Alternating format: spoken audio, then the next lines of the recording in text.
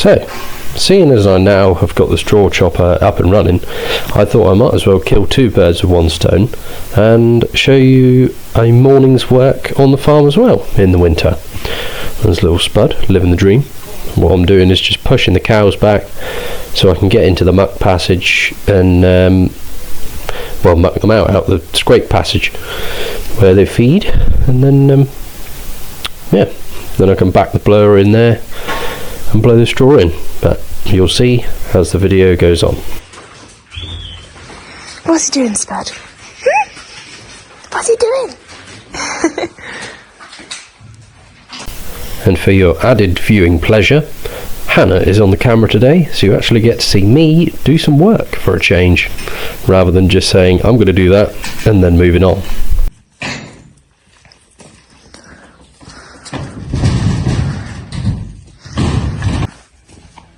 Got poo on my hand. Ew.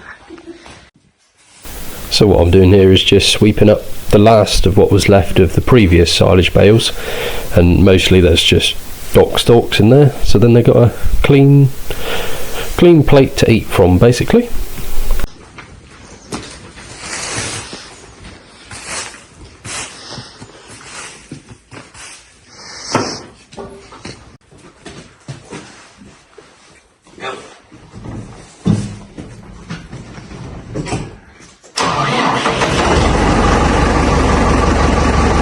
So for those who don't know or are new to the channel, this is the 2007 Massey Ferguson 54-55 loader tractor. It does all the loader work on the farm, and it's just the main workhorse for winter time. And here I'm putting the muck bucket on, ready to scrape out the muck passages. It's the widest bucket we could sensibly get for the weight on the front of that tractor, but it's not quite wide enough for the muck passage, so we do have to make two passes.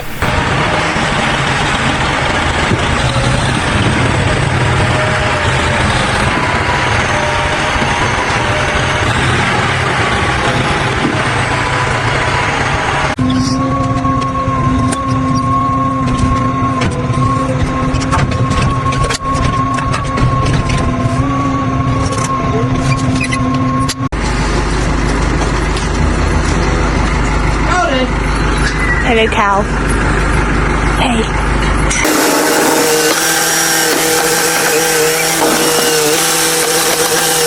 So this is a different shed. We have three sheds of animals. The top two are for dry cows, and these are next year's replacement dairy heifers. So these are, well, they'll be coming up to nearly a year old, and they'll just be kept down here until they're ready to be put in calf for spring calving.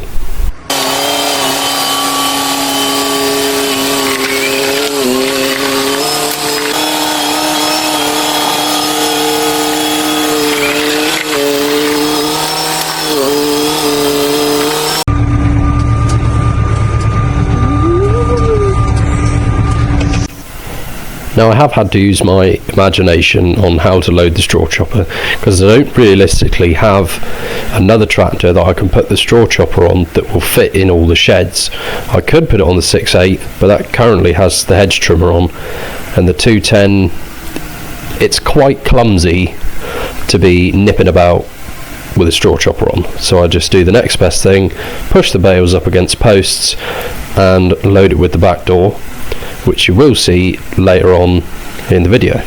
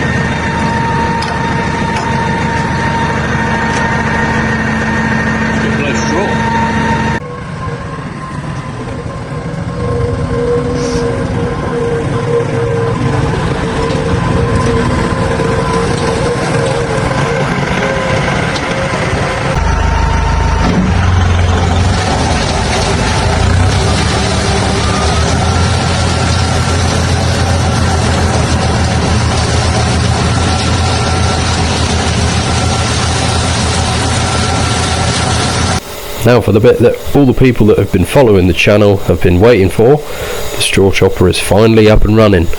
Now, one thing I have noticed using this is that I am saving a lot more straw. They reckon you can save up to about 30% of your straw use using a straw chopper. Now the other thing a lot of people tend to worry about is, does it upset the cows? As you can see, they really don't care. The first few times they do get a bit jolly, as it were, marooning around the shed, but once they get used to it, a lot of them don't even get up half the time. The dust isn't as bad as you think. The airflow in our sheds is quite good, so we're lucky that we don't have huge amounts of dust floating around the shed.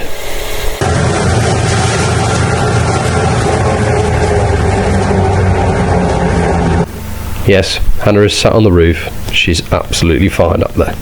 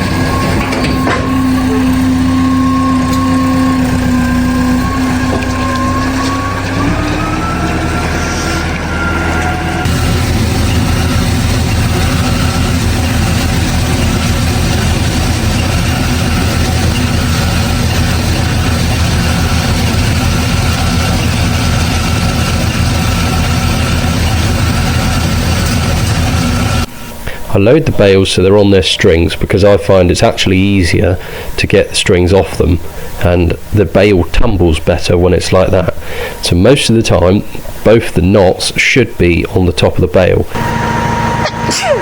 because the baler in the field will drop it with both knots facing upwards.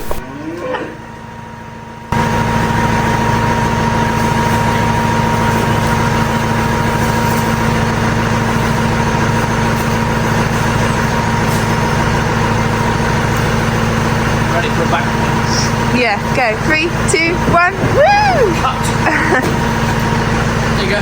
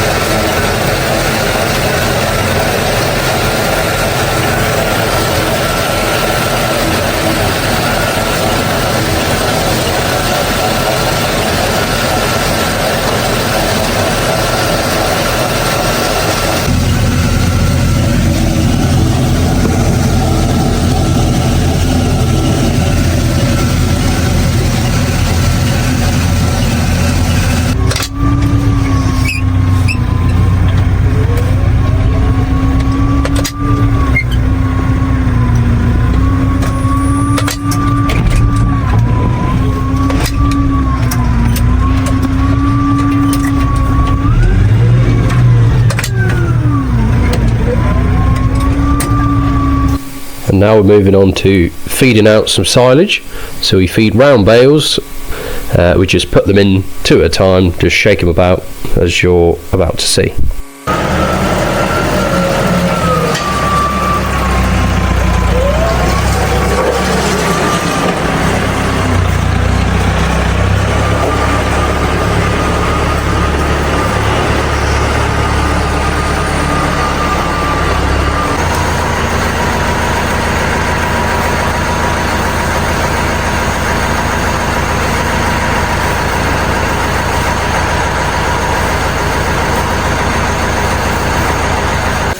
So before you all head to the comments and tell me that I need to get a bale slice, yes, I probably do. But in the hope that maybe some bale slice manufacturer sees this video, they might give me one for free. Who knows? You know, perfect advertising right there. So the silage that we feed on this farm is obviously made on the farm, and there are a few videos back. There is me making some silage with the Fusion round baler. If you're interested, go and have a look at that. But it's just normal permanent pasture meadow silage. There's nothing fancy because it's just belly filler because they're dry cows. Now we are feeding some cake, but this is just to maintain their weight, as they are obviously in calf, so they will need a bit of energy to keep the calf alive and keep condition on for themselves, especially as it does get quite cold during the winter. We're in January at the moment, so it's probably been -5 for most of the week, but they're all there eagerly waiting for their lovely cake.